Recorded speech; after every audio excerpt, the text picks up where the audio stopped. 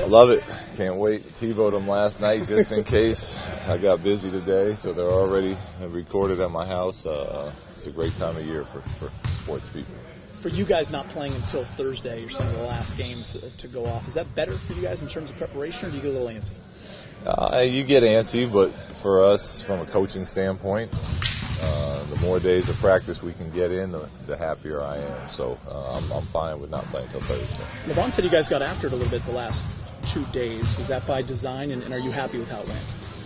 Yeah, we gave him the weekend off after a hard preseason and training camp, and with the idea we were gonna push him yesterday and today, physically, mentally. And they did a nice job. It was, we had some really good moments and we had some sloppy moments, but is, to be expected. But we're back to where we need to be, and tomorrow will be more based on cleanup of things we've already put in. You played in Portland many times as a player. Why is it so tough there? They got a great crowd. They obviously have talented players. They were the 3 seed in the West last year that was loaded. So it's a great basketball environment up there, and it's a tough place to get a win. Dame and CJ are a problem for anyone. What are some of the keys to defending guards like that? Well, first it starts with not fouling. They're going to score. We got to make it hard on them, but we can't give them free looks with sending them to the line. They're just too good for that. And after that, we'll throw multiple bodies on them and try to make it hard on them. Not that there's there's already going to be emotion in there with the season opener, but are you kind of anticipating sort of anything extra with the passing of Paul Allen and sort of what's going on emotionally with the franchise up there? Well, obviously the city will be behind him. He's meant so much to that whole region up there, and it'll be an emotional night for the team, the players, everybody. I mean, even us. I mean, he's an owner of the NBA family. Like it'll be an emotional night. But as far as the energy is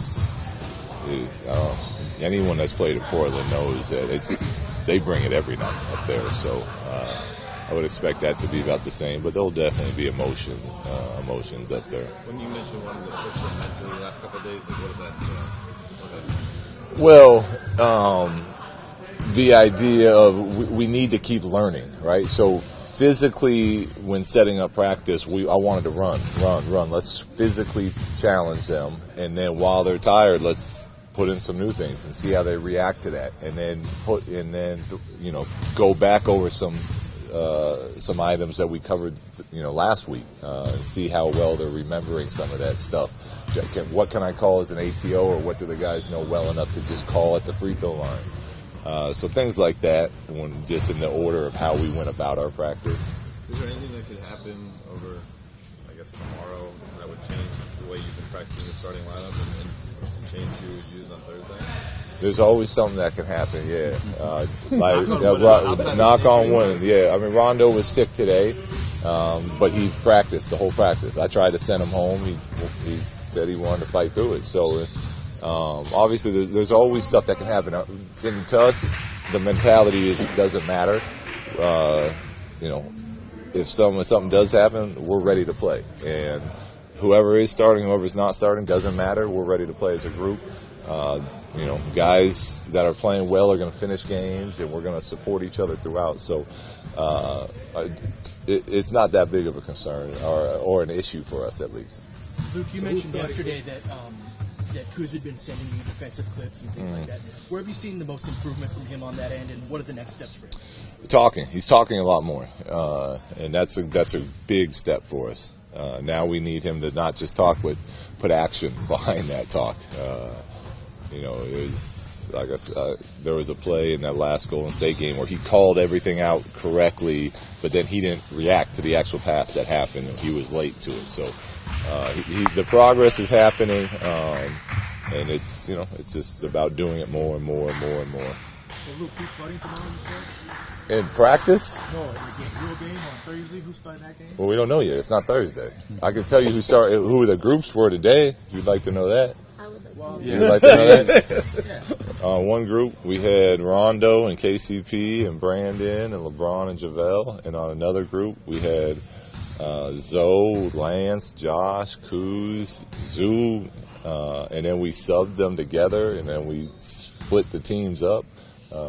So we had about 6 or 7 different lineups going throughout practice there. Yeah, it's well, we can only start one. But one of those groups will be started. What's that? No, we just, we take one day at a time. That's it. You're welcome. That's all we got, one day. From what you've seen so far, do you anticipate having a longer rotation early on, or shorter, or about the same? I mean, like, how do you approach it early on when you still don't know exactly? We have plans for everything. What I've learned is no matter what you plan on doing, that never works out. So as long as we have going into the game, we know what we're going to do. Depending on how the game is playing out, then we're confident we'll be okay.